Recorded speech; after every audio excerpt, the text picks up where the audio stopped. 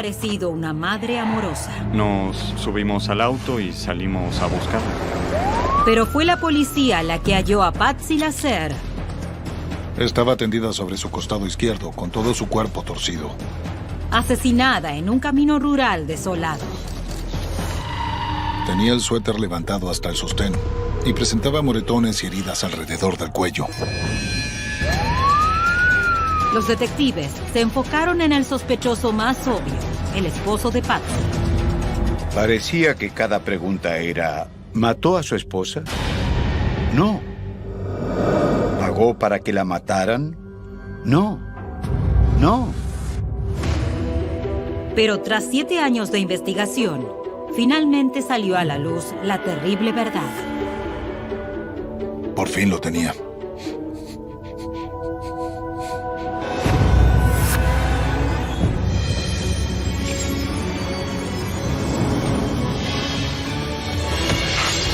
Caso criminal. El caso de hoy nos trae al condado de Otoga, en Alabama, al noroeste de Montgomery. Fue acá, en uno de los caminos desolados de la zona, donde Patsy Lasser, de 53 años, desapareció sin dejar rastros. La adorada madre y esposa salió del trabajo y no se supo nada más de ella. La investigación de la desaparición de Patsy de a poco revelaría muchas pistas aterradoras que pusieron un oscuro manto de sospecha sobre sus seres más cercanos. El misterio empezó el 18 de diciembre de 2005. Era una noche fresca y unos minutos después de las 11, Paul Meador llegó a la casa que compartía con su madre Patsy y su padrastro Jeff. Se sorprendió al encontrar a su padrastro dormido en el sofá, solo en la casa. Desperté a Jeff y él me preguntó dónde estaba mi mamá. Yo supuse que seguía en el trabajo. Su padrastro parecía preocupado por lo tarde que era. Él dijo, ya debería haber llegado. Según Jeff, Patsy tenía que haber llegado cerca de las 9 de la noche. Ya llevaba 2 horas de retraso, lo que era raro en ella. Sobre todo porque tenían planes esa noche. Al llegar a casa iríamos por las compras de Navidad. Luego iríamos a Nueva Orleans. Cuando Jeff me dijo eso, me preocupé mucho. Nunca desaparecía. Siempre sabíamos dónde estaba y qué hacía mamá.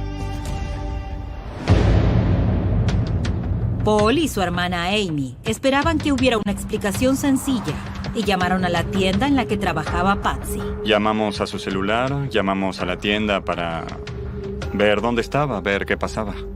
Pero la conversación con el encargado de su madre los preocupó aún más. Según él, Patsy se había ido de la tienda cerca de las 8:30. Ahí empecé a pensar, algo le pasó. Algo le pasó. Nos subimos al auto y salimos a buscarla. En general, a Patsy le tomaba 1 hora llegar a su casa. Era un trayecto de 60 kilómetros por caminos rurales oscuros.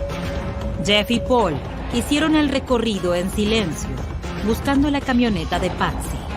Ellos temían lo peor. Yo pensaba, tal vez se cayó por un barranco, porque en esos caminos suele haber barrancos muy empinados. Y paramos en varios lugares y apuntamos con las luces buscando los focos traseros de un vehículo por si se había desbarrancado. Pero los hombres no hallaron ningún rastro de Patsy. Quizás había tenido un accidente o algo así, no lo sé. Podía haber pasado cualquier cosa. También les preocupaba que un problema de salud reciente pudiera ser la causa de su desaparición. Patsy había sufrido una apoplejía menor hace apenas unos meses. Su familia tenía miedo de que pudiera haberse desorientado mientras conducía. Lo que le afectó la apoplejía fue su memoria a corto plazo. Iba por una taza de café y volvía y se sentaba y se había olvidado el café. Así que pensé, tal vez sigue dando vueltas por ahí y ni siquiera sabe dónde está.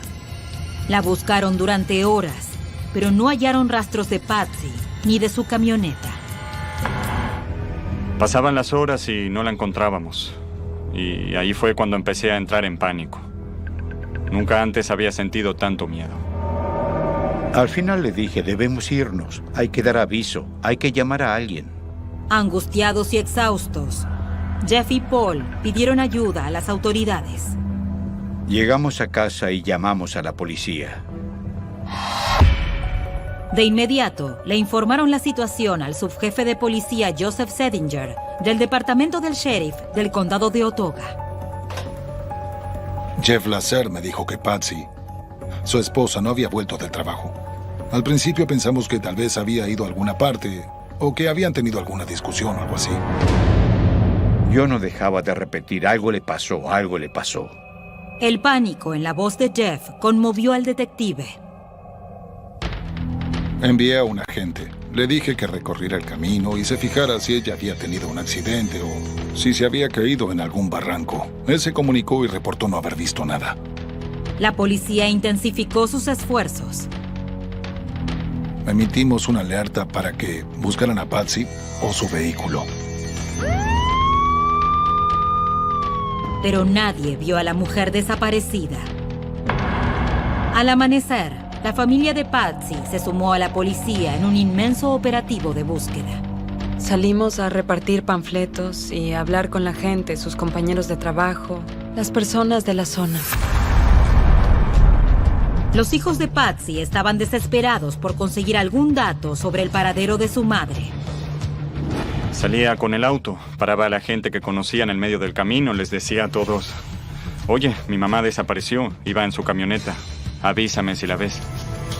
Decenas de voluntarios recorrieron la zona y los noticieros locales difundieron la noticia.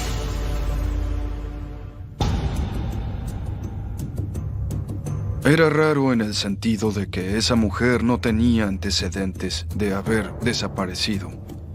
Era la esposa de alguien, la madre de alguien, y no había muchos reportes de desapariciones en esta parte de Alabama.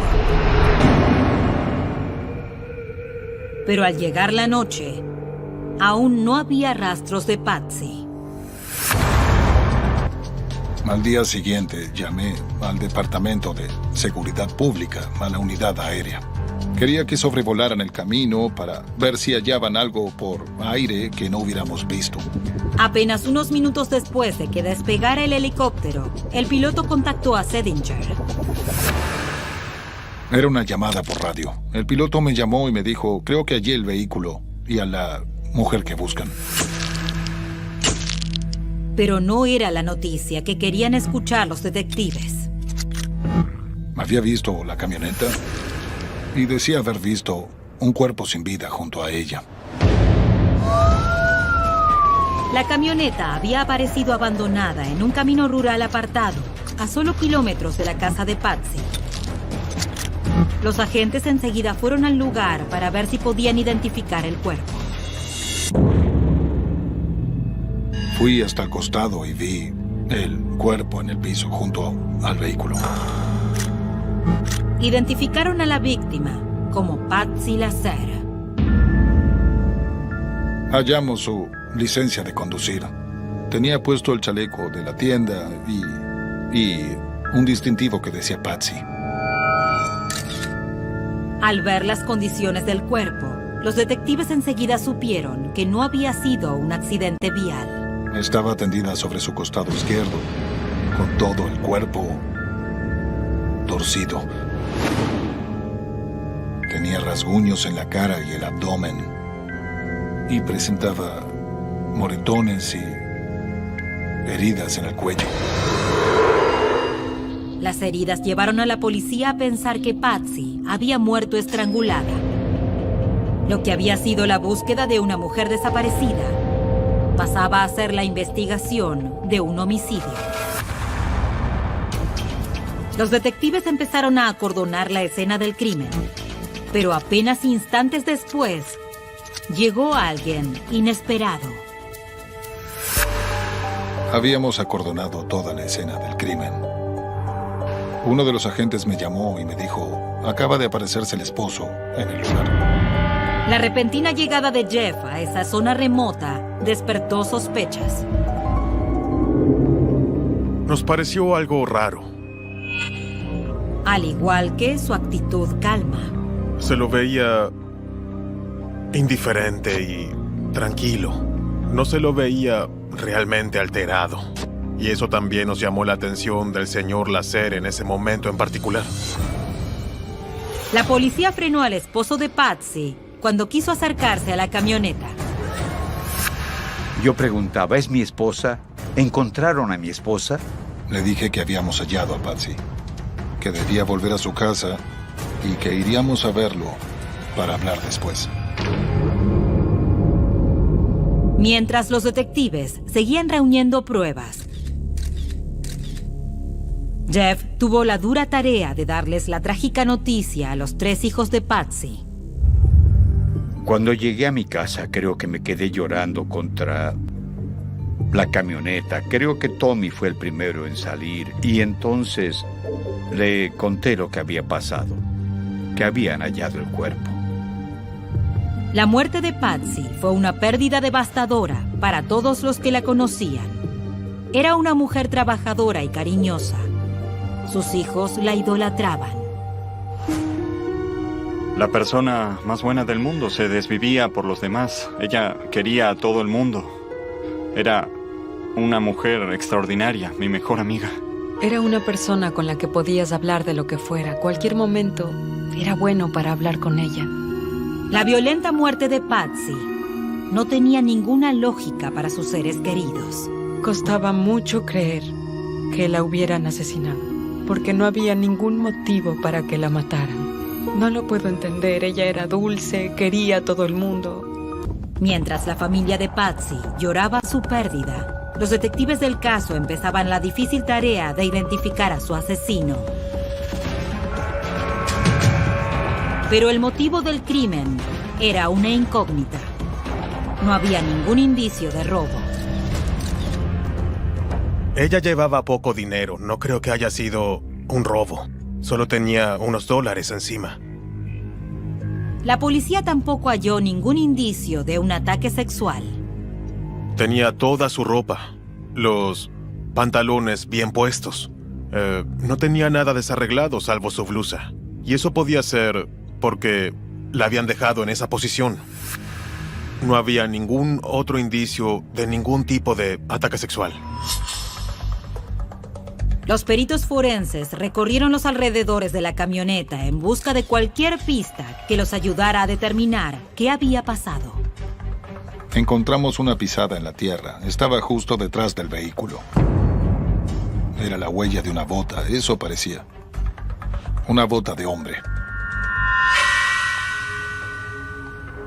También hallaron pruebas desgarradoras de que Patsy había luchado por su vida.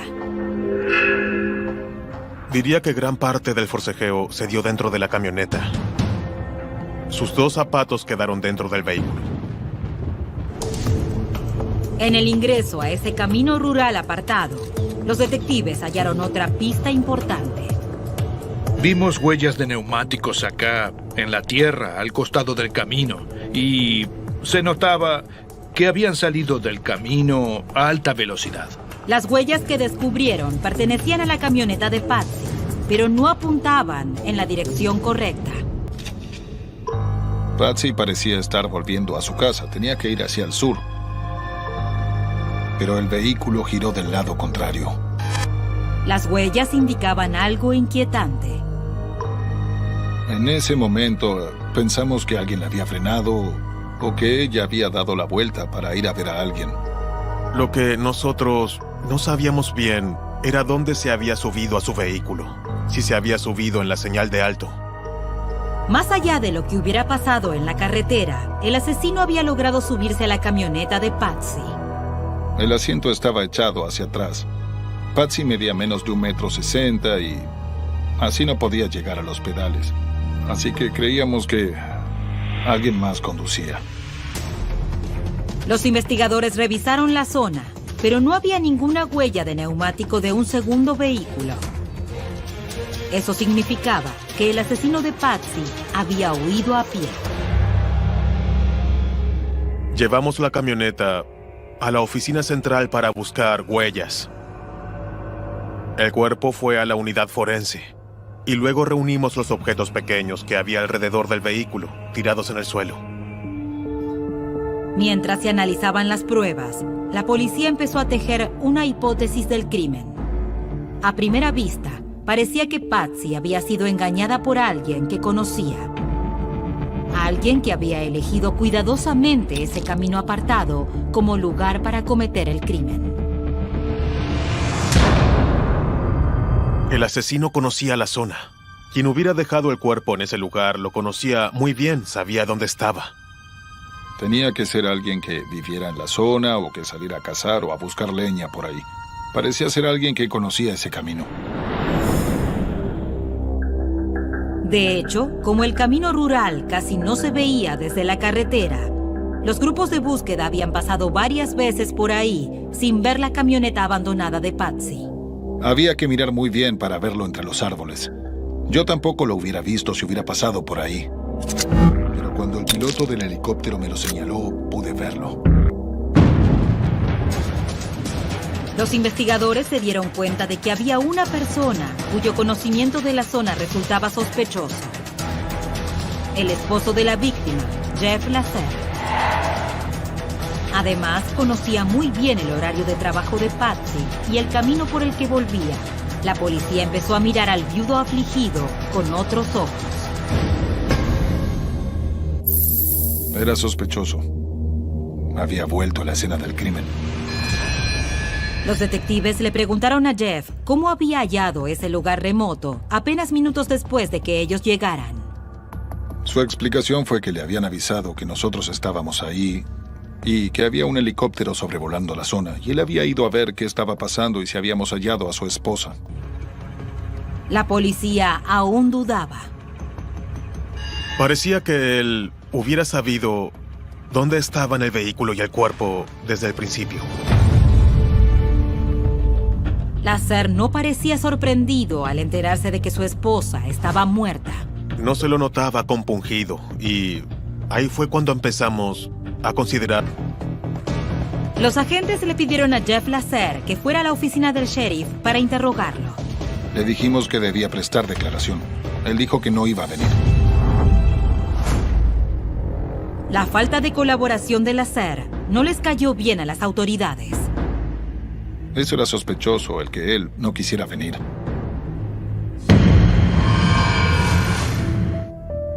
Los investigadores se enfocaron en el matrimonio y en la vida hogareña de la pareja. Supieron que Jeff y Patsy se habían conocido trabajando y que llevaban casados 3 años. Los detectives se preguntaban si había pasado algo en su relación en los últimos tiempos. Hablamos con los compañeros de Patsy. Algunos dijeron que Patsy y Jeff tenían problemas. Al otro día, Lasser cambió de opinión y aceptó ir a la jefatura de policía a responder preguntas.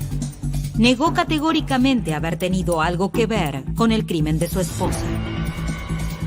Los investigadores le preguntaron a Jeff dónde había estado la noche del crimen de su esposa, y él dio una coartada endeble. Su coartada era que estaba en su casa y que había dormido una siesta y al levantarse, su esposa ya no estaba. Paul, el hijo de Patsy, que vivía con la pareja, dijo que había visto a Lasser en el sofá al salir de la casa cerca de las 9 de la noche para ocuparse de unos asuntos. Según Paul, su padrastro seguía ahí cuando volvió cerca de las 11. Pero no había nadie que pudiera confirmar dónde había estado Lasser entre las 9 y las 11 la noche del crimen. La misma franja horaria en la que para los investigadores se había cometido el crimen. La escena del crimen estaba a solo unos kilómetros de su hogar. Él hubiera podido llevar el cuerpo al lugar, dejar el vehículo ahí y volver a su casa en apenas 30 minutos. La brecha temporal de la coartada de Jeff era una gran preocupación para los detectives, al igual que su temperamento durante el intenso interrogatorio. Cuanto más presionaban los investigadores a Lasser, más explosiva era su reacción. Me costó mucho no levantarme de la silla y no propinarle una golpiza al tipo. Los investigadores le pidieron al Lasser que se sometiera al polígrafo y, para sorpresa de ellos, él accedió. Yo colaboré de todos los modos posibles. Todo lo que quisieron que hiciera, lo hice. Una vez que conectaron al esposo de Patsy al detector de mentiras, empezó una serie de preguntas intensas. Y yo me decía a mí mismo, yo no hice nada. ¿Por qué? ¿Por qué me están haciendo todas estas preguntas? ¿Por qué hubiera querido matar a mi esposa? La tensión que había en la sala era palpable. Parecía que cada pregunta era la misma. ¿Mató a su esposa? No, yo no maté a mi esposa. Basta con esa maldita pregunta. Al terminar la prueba, los resultados de Jeff no hicieron más que acrecentar las sospechas de los detectives. Eran no concluyentes. No habían podido determinar si él decía la verdad o si estaba mintiendo. Pero los investigadores no tenían pruebas físicas para dejar detenido al esposo de Patsy. Se vieron obligados a liberarlo. Cuando llegué a mi casa esa noche, le dije a casi todo el mundo, ellos quieren hacer que parezca que fui yo. Y mi yerno me dijo, eres el principal sospechoso. Te tienen en la mira. La Agencia de Investigaciones de Alabama estaba revisando la camioneta de Patsy. Los peritos forenses lograron levantar 2 claras huellas palmares de la puerta delantera del lado del conductor. Al parecer, el asesino había dejado las huellas al subir a la camioneta de Patsy. Era una pista importante y había más. Durante la autopsia, el médico forense siguió la hipótesis de un investigador sobre el crimen. Aunque la policía creía que Patsy no había sido víctima de un ataque sexual, para la agente en cuestión, había algo raro en la ropa desarreglada de Patsy. Era intuición femenina. Le parecía que había algo raro. Ella pidió que el médico forense analizara eso. Y los resultados confirmaron sus sospechas. Supimos que la habían violado antes de matarla. El hallazgo les dio a los investigadores la pista más importante hasta ese momento: el ADN del asesino de Patsy. Los detectives le pidieron a Jeff Lasser tomarle las huellas palmares y una muestra de sangre y que volviera a someterse al polígrafo. Una vez más, él aceptó. Haría todo lo que quisieran, con tal de que me dejaran en paz y buscaran a quien había matado a mi esposa, porque no había sido yo. Esa vez, el examinador pudo darle un resultado concreto a la policía. Él lo pasó. Decía la verdad. Y los resultados de los análisis del laboratorio forense respaldaban esa conclusión. No coincidía con el ADN hallado en su cuerpo. Y las huellas palmares de Jeff no coincidían con las halladas en la camioneta. Así que Jeff no estaba implicado. No había sido yo, pero igual debían demostrar que yo no era el asesino. Tras descartar a Jeff como sospechoso del crimen de su esposa, la policía quiso saber si él tenía idea de quién podía haber querido hacerle daño a Patsy. Aunque Jeff no pudo responder quién hubiera querido muerta a su esposa, algunos parientes de Patsy contaron sus propias hipótesis. Hubo un familiar de ella que nos habló sobre Edgar Ogman. Ogman era el primo de Patsy. Según las personas más cercanas a ella, los dos tenían una relación conflictiva. De hecho, existía entre ellos una disputa familiar de larga data. Cuando los detectives descubrieron que Ogman había estado en la zona la noche del crimen de Patsy, la investigación empezó a acelerarse. Los investigadores se enfocaron en el mecánico de 52 años. Descubrieron que los problemas entre Patsy y él habían empezado después de que Ogman y su esposa Betty se mudaran a una casa rodante en la propiedad de los Lasser. Creo que tuvo una pelea con su esposa, Betty. Ella estaba celosa de Patsy. No mucho antes del crimen, el conflicto entre Betty Ockman y Patsy se había agravado, al punto de que Patsy le había dicho que debía mudarse. Betty era una mujer muy maliciosa y le habían dicho que se fuera, que no podía quedarse ahí. Betty empacó sus maletas, se fue de la propiedad y dejó a Edgar. Ockman culpó de su divorcio a su prima, Patsy Lasser. Su esposa y él se separaron. Él estaba furioso con Patsy porque su matrimonio no funcionó. Después de la separación, Edgar se había mudado a Nueva Orleans, pero la noche del crimen de Patsy había vuelto a la ciudad. Él había venido a buscar algunas pertenencias. La policía enseguida sospechó.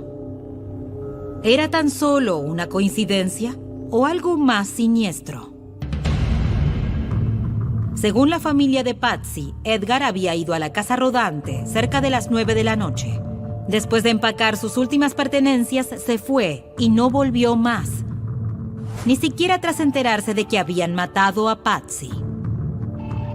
Ni siquiera había acudido al funeral, a pesar de que eran muy unidos. Los investigadores ya estaban ansiosos por hablar con Ockman y recibieron una llamada de su ex esposa, Betty. Ella llamó y dijo que debíamos investigarlo muy bien.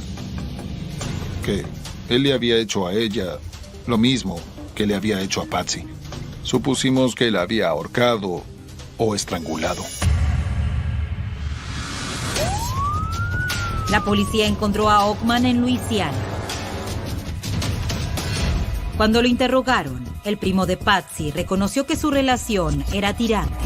Dijo que su esposa, Betty, estaba muy celosa de Patsy. Y Ockman admitió que la fecha de su viaje a Alabama era sospechosa, pero negó cualquier participación en el crimen de Patsy. La policía le preguntó dónde se encontraba la noche del crimen. Él les dijo que había venido a la ciudad, a qué hora llegó, que buscó sus cosas, a qué hora se fue. Según Ockman, había ido a una tienda tras irse de la casa de los Lasser. Lo que compró les llamó la atención a los detectives. Dijo que paró en un mercado en Selma y compró una lona y una cuerda. La policía se preguntó si los elementos comprados podían haberse usado en el crimen de Patsy. La cuerda era algo muy extraño para nosotros. La habían matado con una especie de cuerda. Los detectives pidieron los registros de su tarjeta de crédito. Teníamos el video de cuando compró la cuerda y ahora exacto. Pero en lugar de darle a la policía una prueba que incriminara a Ockman, la filmación de la tienda no hizo más que confundir a los investigadores. Ubicaba al primo de Patsy en la tienda a las 11:45 de la noche, horas más tarde del horario que la policía suponía que había ocurrido el crimen. Mientras los detectives trataban de reevaluar las pruebas, recibieron una noticia que cambió el rumbo de la investigación. Edgar Ockman estaba muerto. Había muerto en un accidente en Luisiana. Hablé con uno de los investigadores del accidente y le pregunté si podían tomarle una muestra de sangre. El análisis de sangre demostró que no había estado implicado en el crimen de Patsy. No coincidía con el ADN del asesino. Quedó descartado. Fue un golpe devastador para la investigación. Sin nuevas pistas, el caso se estancó. Cuando se nos agotaron las pistas y nos quedamos sin ningún sospechoso, fue muy frustrante para nosotros como investigadores. Porque sabíamos que seguía suelto alguien que violó a una mujer y la estranguló, pero no sabíamos quién era el sujeto. Los investigadores estaban decididos a hallar al asesino de Patsy y enviarlo a prisión. En ese momento, decidimos revisar todas las pruebas posibles una vez más y volver a empezar. Fue un momento desgarrador para Lasser. Patsy y él se habían conocido tarde en su vida y solo habían estado casados 3 cortos años. Ella no solo era mi esposa, era mi amiga. mi amante, desde luego. Nos levantábamos, bebíamos un café, íbamos al arroyo, nos refrescábamos. Cuando nos mudamos ahí éramos solo ella y yo. Era el paraíso. El paraíso. Teníamos la colina para nosotros. Y era perfecto. Era un placer estar con ella. Los meses se hicieron años y el caso quedó sin resolución. Más tarde, en diciembre de 2008, a casi 3 años del día del crimen de Patsy Lasser, la policía recibió una llamada del FBI que reactivaría la investigación. Había una coincidencia con el ADN hallado en el cuerpo de Patsy.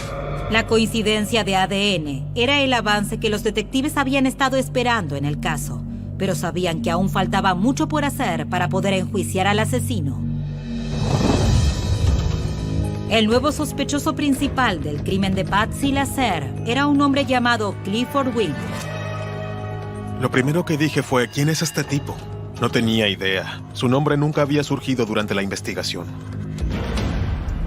Los detectives querían averiguar todo lo posible sobre ese hombre misterioso. Me alegró que tuviéramos a alguien a quien investigar. La investigación ya no iba a seguir estancada y podíamos reanudar nuestra tarea para tratar de averiguar quién era Clifford Wynne. Pero cuando la policía investigó los antecedentes de Wynne, descubrió que ya había tenido problemas con la ley. Aunque su ADN se había ingresado en la base de datos CODIS hacía poco, tras pasar un tiempo preso por un cargo de robo no relacionado. Lo habían condenado por robar un cuatriciclo. Cuando leímos el expediente, vimos que la escena de ese delito había sido a poco más de 1 kilómetro de donde habían hallado el cuerpo de Patsy. De hecho, Wynne había estado viviendo a solo pasos del camino desierto en el que habían matado a Patsy. Había vivido en una comunidad de viviendas subsidiadas cerca de esa zona. Se había quedado con un tipo que vivió ahí un tiempo en su cabaña. Conocía esos caminos rurales que siempre recorría. Conocía esta zona, tal vez mejor que nadie. Cuando los detectives se llevaron a Clifford Wynne para interrogarlo, procuraron no revelar todo lo que sabían sobre su vínculo con el crimen. Le mostré fotografías de Patsy, viva y muerta. Le mostré fotografías de la familia de Patsy. Y él dijo que no conocía a ninguno de ellos. Para los investigadores, esa negación era crucial. Eliminaba toda posibilidad de que Wynne inventara una historia para explicar el material biológico hallado. El subjefe Sedinger luego le mostró a Wynne la prueba de que mentía. Tu ADN está en una de las personas. ¿En una de las personas? ¿Cómo puede ser? Esa es la razón por la que estamos aquí. Para preguntarte cómo ocurrió eso. Le mostramos los resultados del estudio de ADN y luego le mostramos las fotografías de nuevo. Y él seguía diciendo que no tuvo nada que ver. ¿Cuál es la única forma de que haya ADN tuyo adentro de ella? Tengo que tener sexo con ella. Exacto. Y eso es lo Pero es lo que estoy diciendo. No conozco a la mujer. No la conozco. No sé nada sobre esa mujer. Nunca la vi. Los detectives siguieron presionando a Wynne, pero toda esperanza de que confesara se desvaneció cuando pidió un abogado. Al finalizar el interrogatorio, arrestaron a Clifford Wynne por el asesinato de Patsy Lasser. Lo ficharon y le tomaron las huellas dactilares. Pero cuando se compararon las huellas de Wynne con las huellas halladas en la escena del crimen, los resultados sorprendieron a los investigadores. No coincidían. Teníamos huellas palmares que seguían siendo desconocidas. Le habíamos tomado las huellas dactilares a Wynne cuando lo arrestamos y no coincidían con nada de lo hallado en la escena del crimen. Y para nosotros, eso era un problema. Era un increíble giro de los acontecimientos. La policía no entendía cómo las huellas palmares halladas en la camioneta de Patsy podían no ser de Wynne. Aún así, Los fiscales no se desanimaron. Llevaron el caso ante un jurado de acusación, buscando que lo procesaran. Tras escuchar su interrogatorio, me di cuenta de que teníamos pruebas muy sólidas. Teníamos rastros de ADN que vinculaban a Clifford Wynne con el crimen y teníamos al propio Clifford Wynne diciendo que nunca la había visto ni tenido sexo con ella, que no sabía quién era, pero las pruebas indicaban lo contrario. Pero el jurado no coincidió. Pese a las pruebas físicas, se negó a acusar a Wynne. Los rastros de ADN eran muy contundentes, pero además del ADN del cuerpo de Patsy, no teníamos ninguna otra prueba que vinculara a Clifford Wynne con la escena. No teníamos huellas de zapatos, ni huellas digitales, ni el arma homicida, nada más que lo conectara con esa escena, aparte del cuerpo de Patsy. Así que, aunque era contundente, creo que para el jurado, esa prueba no alcanzaba para acusar a Wynne. Los fiscales no pensaban lo mismo. Era un caso en el que sabíamos quién había sido y creo que podríamos haberlo enjuiciado tan solo con las pruebas que había en ese momento. La decisión del jurado significaba que, a menos que los investigadores hallaran más pruebas, no podían acusar a Wynne del asesinato de Patsy Lasser. Clifford Wynne quedó libre. Nos sentamos y dijimos, volvamos a analizar todo. Empezamos a revisar todo lo que había. Llamé a la agencia de investigaciones y les pedí que empezaran a examinar las pruebas por si habían pasado algo por alto. Los detectives se enfocaron en la huella palmar hallada en la camioneta de Patsy. Estaban convencidos de que, de algún modo, no se había identificado bien. Decidieron mostrársela a la perita dactiloscópica Gail Peters, de la Agencia de Investigaciones de Alabama. La mayor experta del estado enseguida notó un problema que se había pasado por alto. La huella latente tenía una deformidad. No sé si era algo causado por un problema de la piel o si había algo en su entorno que lo había provocado, pero había ciertos espacios huecos en la huella misma. Peters conjeturaba que la palma de Wynne presentaba una deformidad similar y que hubiera sido difícil conseguir una huella perfecta suya cuando lo arrestaron. Si la apoyas así en una superficie, no va a transferirse la totalidad de la palma, y menos el interior de la palma. Peters consiguió un nuevo juego de huellas de Wynne usando una técnica diferente. Con una hoja alrededor de un objeto cilíndrico, se pasa la palma por sobre esa hoja, y así se tendrá toda la superficie de la palma. La experta luego analizó y comparó las huellas. Coloqué la huella latente y las huellas con tinta juntas y comparé las crestas y todos los demás detalles para ver si estaban en la misma posición relativa y poder identificar al sujeto. Cuando Peters comparó la huella palmar nueva con la hallada por la policía en la camioneta de Patsy, coincidieron por completo. Fue un día muy emocionante. Pudimos conseguir la prueba. La huella palmar pertenecía a Clifford Wynne. Con esa nueva prueba, los fiscales volvieron al jurado de acusación y esta vez procesaron a Clifford Wynne por la violación y el asesinato de Patsy Lasser. El subjefe Sedinger esposó a Wynne él mismo. Era el final de un largo y doloroso proceso. Le dije, es tu huella. Es tu ADN.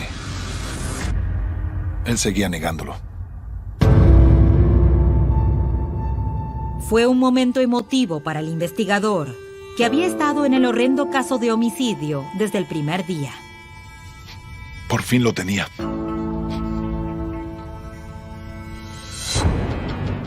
En diciembre de 2012, 7 largos años después del crimen de Patsy Lasser, los fiscales finalmente llevaron el caso a juicio. Le dije al jurado que esa era una historia que tenía un comienzo, que conocíamos, un nudo que solo 2 personas conocían bien, una de las cuales estaba sentada junto a los abogados defensores y la otra ya no estaba con nosotros por lo que había hecho el acusado. Y luego les hice saber que esa historia podía tener un final y que estaba en sus manos el que esa familia pudiera cerrar esa historia trágica. Clifford Wynne se perjudicó solo con su escandaloso proceder en el tribunal. No mostró remordimiento por Patsy ni por su familia. Tenía arrebatos de ira contra el juez, contra el jurado, contra los testigos y también contra los que declaraban. Los fiscales nunca determinaron el motivo del crimen. Para ellos, Wynne estaba al acecho de algún automovilista desprevenido esa noche. Y Patsy simplemente estaba en el lugar incorrecto, en el momento equivocado. El equipo legal de Wynne esgrimió argumentos endebles. No tenían ninguna coartada, no tenían nada aparte de su declaración de «no la conozco, nunca tuve sexo con ella». El jurado se retiró a deliberar y tras 1 hora y 15 minutos, los miembros volvieron con el veredicto. Declararon culpable a Clifford Wynne de violar y asesinar a Patsy Lasser. Finalmente me quebré, dejé salir todo. Alegría, alivio. Sentí que me sacaban un peso enorme de encima. Condenaron a Wynne a 2 cadenas perpetuas. Pero aunque la familia de Patsy sintió alivio porque se había hecho justicia, igualmente se quedó con una herida abierta en el corazón y con muchas preguntas sin respuesta. ¡Hola, papá! Me encantaría saber el porqué, ya que no se me ocurre ningún motivo para que le haya hecho eso a mamá. Sus vidas nunca volvieron a ser iguales desde el día en que les arrebataron a Patsy sin ningún motivo. Ella era la que mantenía a todos unidos. Era el alma de la familia. Nos arrebató una gran parte de todos. No soy la misma persona que era. Tengo un espacio vacío en el corazón porque me falta ella. Te amo. ¿Nos casamos? Sí. Puede que el crimen de Patsy Lasser nunca se hubiese resuelto si no hubieran ingresado el ADN de Clifford Wynne en la base de datos tras su condena por robo. Con la idea de resolver otros casos como el de Patsy, el estado de Alabama amplió el alcance de su política de ADN en 2010.